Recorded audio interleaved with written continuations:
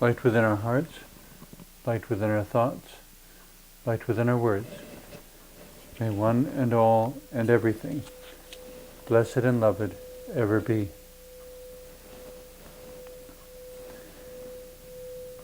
Welcome. I am Sister Who. With me today on the show, I have my friend Eric Breault, and you do a lot of work with quantum tones healing, using different sorts of tones to facilitate healing in others. I would consider this to be a new healing modality, but there are a lot of new healing modalities coming to the fore now as humanity merges more and more into a single entity. And I'm probably being a bit idealistic and grandiose when I describe it that way, but it does seem that for the first time ever, perhaps because of international travel, trade, and communication, humanity is invited to become a mutually respectful, peaceful, global community. The whole notion of thinking on a global scale, I suppose for so many people, is so incomprehensible because it's so big and so much diversity and so many people. How could we begin to comprehend it? And yet, for it to manifest in a way that is peaceful and collaborative rather than hostile and competitive, we need to start thinking in terms of global community and ourselves as individuals within global community. In amongst all that discussion, there's a word that I've stumbled onto online in my computer internet searches that I would love to see become common knowledge to everyone.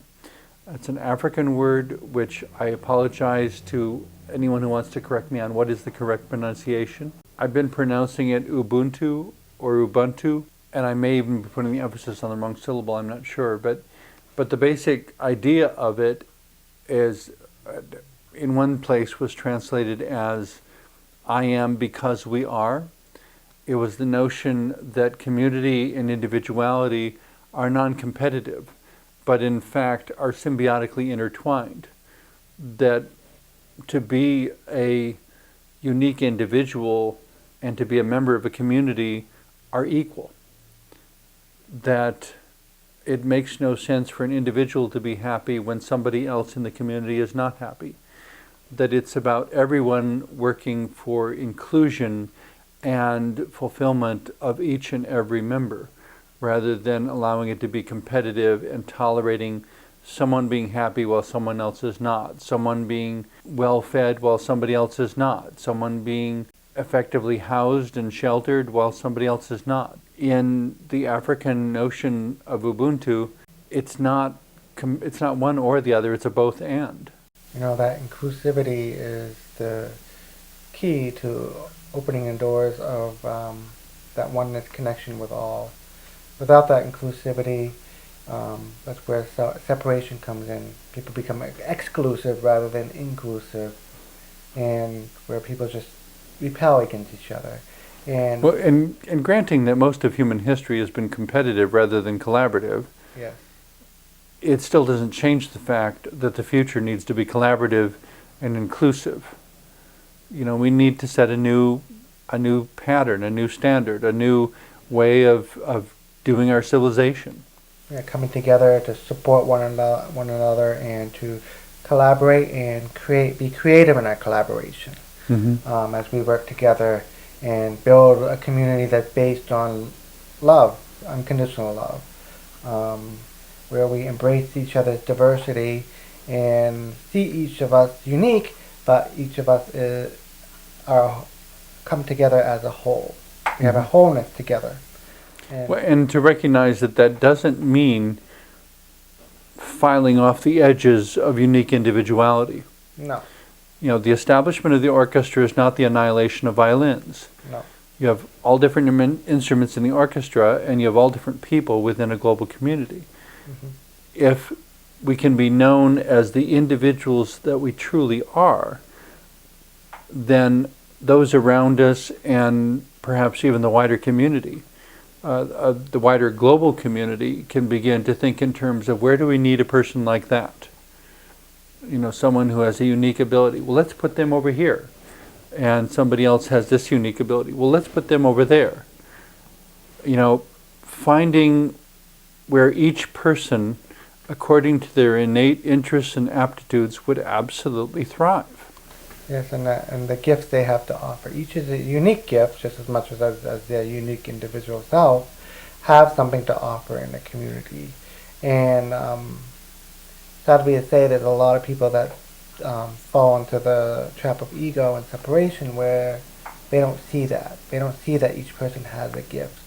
And because of that, that causes instability within the community. And When you say ego and separation, what exactly are you referring to?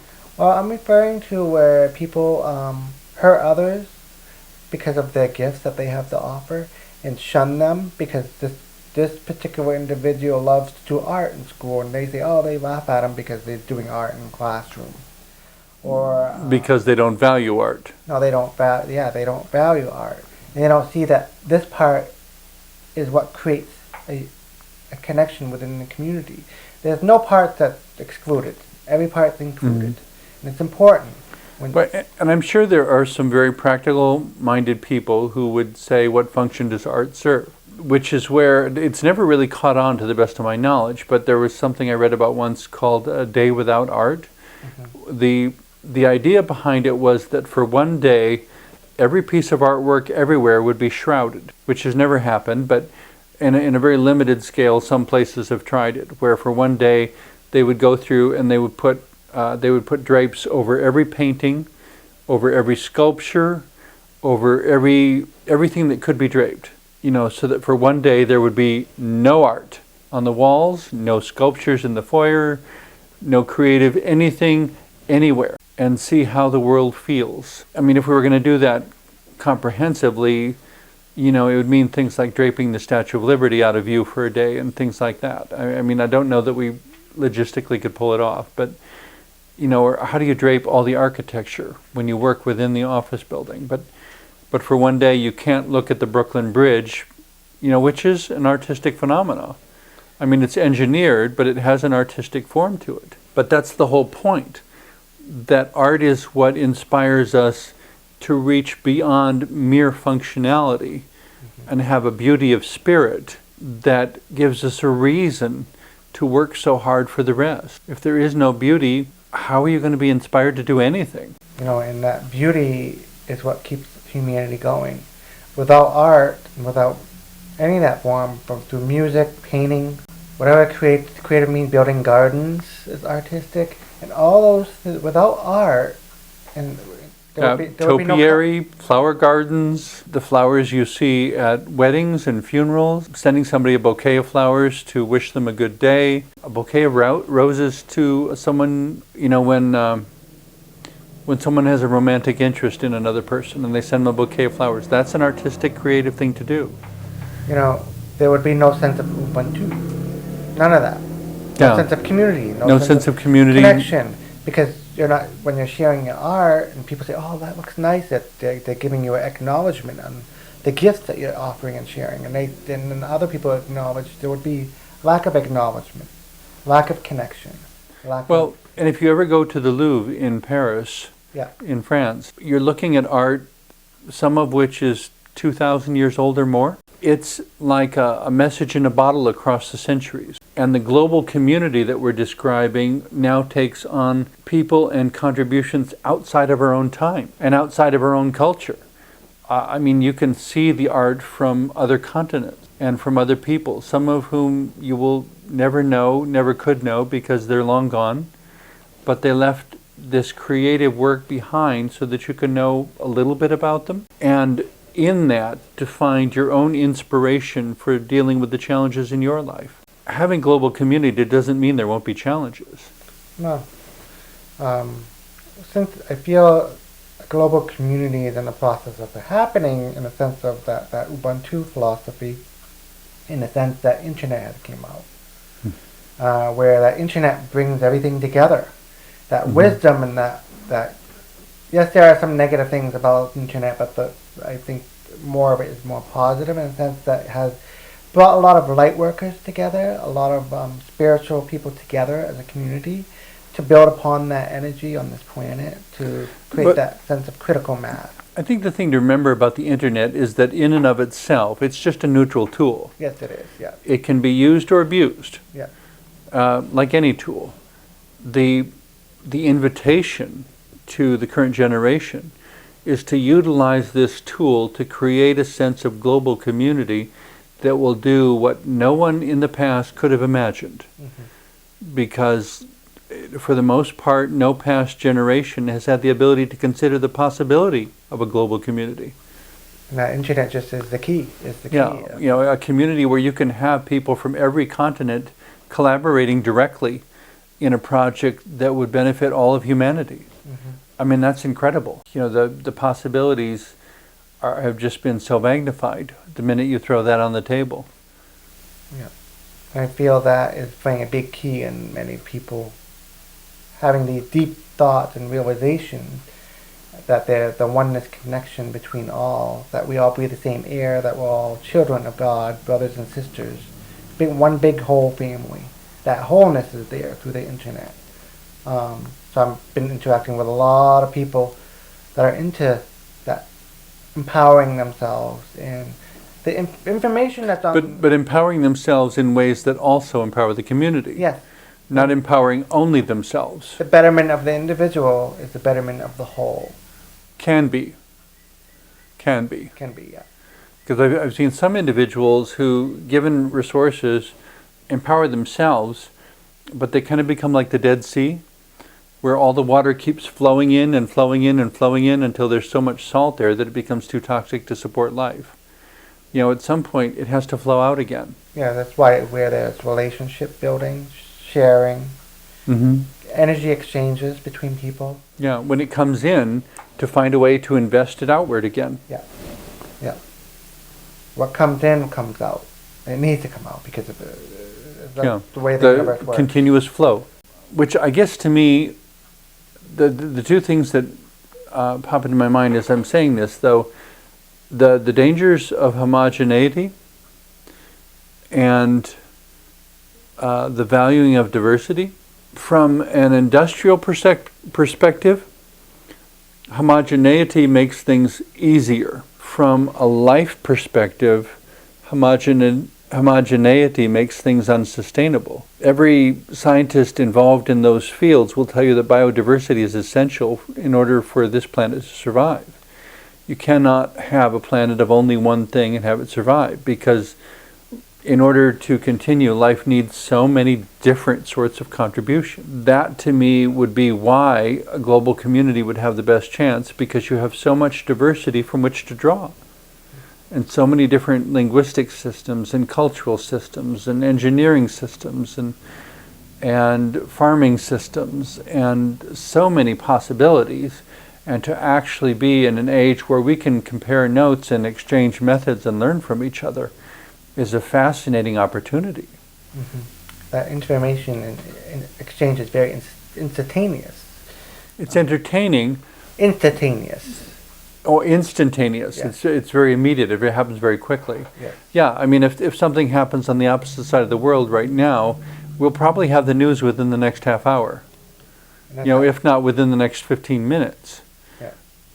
And, you know, what previous generation could benefit from that? You know, I mean, sadly, there's media, a lot of the media, news media is negative, and I think it's important that we need to see the positives of the world, the good changes that are happening in the world as a global community, rather than seeing the negative things in the world as a global community. The only way I would want the negative things included is as identification of problems to be solved. Yes. Part of the societies that have evolved, everybody wanted to be happy all the time, and so they kept trying to fast forward to the result and say, we're just going to be happy. Well, it would be better if the happiness arose from resolved circumstances instead of repressing complaints and repressing acknowledgement that something bad was happening. You know, the reason the human body experiences pain is so that the brain knows where to send the healing. Yeah, and that's where a balance needs to come in. You know, but you create the health by resolving all the challenges, not by deadening yourself to the sensations. I mean, anybody can feel happy if you give them enough of a particular drug or alcoholic beverage or whatever. There's more to it than that. You know, in terms of a global community, just saying, let's have a happy global community, well, it's a nice idea, but it needs to work from the ground up, not the top down. Yeah, be a collaborative community that will work through the challenges and be finding the solutions, but not be whining. The whining needs to get out. Well, reporting negative stuff, but not wallowing in it or getting stuck in Dwelling on it, yeah. You're not dwelling on it, but reporting it, and then it's been reported. Yeah. It's the quote that comes to mind was from the book "The Different Drum" by Scott Peck, subtitled "A Community Making in Peace," where he says the signature quality of a pseudo community is that it's oriented around conflict avoidance, and the signature quality of a true community is that it's oriented around conflict resolution. Doesn't deny the problems, it's just totally busy solving them one after another as quickly as possible, you know, but not pretending that they aren't there. You know, an example, somebody could say there was a specific thing that happened to a vehicle and there's something wrong with it. It's on the media.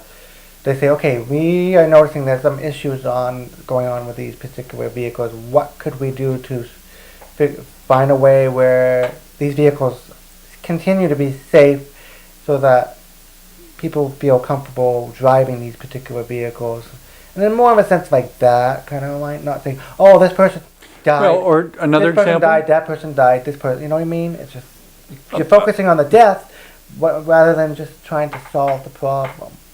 You know? Well, another example would be in areas that are subject to war, Yeah. and there's a sudden flood of refugees. It's amazing at the present time, as these refugees are flooding out of that area, that large portions of the world are throwing their doors open to receive them, you know, and saying, how do we help? How do we create sanity in this situation? How do we extend to them the same consideration and compassion that we would want to receive if we were in that circumstance? And I mean, I've been so impressed with how this nurtures the notion of positive global community. The unfortunate parallel to all that, and I apologize to any political science majors who find this offensive, but politics seems to always run in negative directions.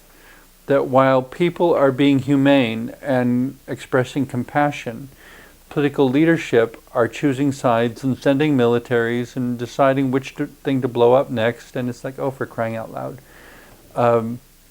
When are we going to be done with this? You know, the government's acting in a completely opposite and reprehensible fashion in comparison to what the general populace is doing. And it seems to be a fairly common phenomenon in the present age. Yeah, I think that war is the answer, killing is the answer, solving the problem. They're not getting to the core of the issue and realizing what would work more effectively than that. Maybe. You know, and as we're talking about it, it suddenly occurred to me one of the biggest problems the governments generally have, I think, is that they don't see the individuals. It's not names and faces, it's broad headlines and vague generalities. They don't know the individuals who are experiencing this. Yeah, the citizens that are on the land, that live in that area, particular area, that were, you know, throwing bombs in there and, you know, not realizing that there are citizens living there that are innocent, that are not doing the issue, but there are others who are. It's like one person in the United States is doing something wrong and they're trying to bomb all over our state just to find that one particular person that's. Yeah, well, we didn't know where he was. Well, you're not a very good shot, are you? When we had the war in Iraq bombing, we killed a lot of babies in a maternity ward because we were just bombing without realizing that the citizens were being affected just as much as the ones that are causing the issue, you know? Well, and just eliminating a whole people group doesn't really accomplish anything because the possibilities of evil behavior reside within each and every human being. Yeah. You know, it's our choices and our discipline of ourselves And going back to our original theme of Ubuntu and global community and the interconnectedness and interdependence, how can I be who I am if I am not equally concerned about everyone else, if I'm not equally concerned about my community, about whether anyone in my global community is starving or homeless or freezing or any number of things? And I have to wonder if our governments wouldn't be significantly improved if 1 week out of every month, maybe every other week for that matter, all of the politicians and legislators and administrators were required to go out and work with the Peace Corps workers, with the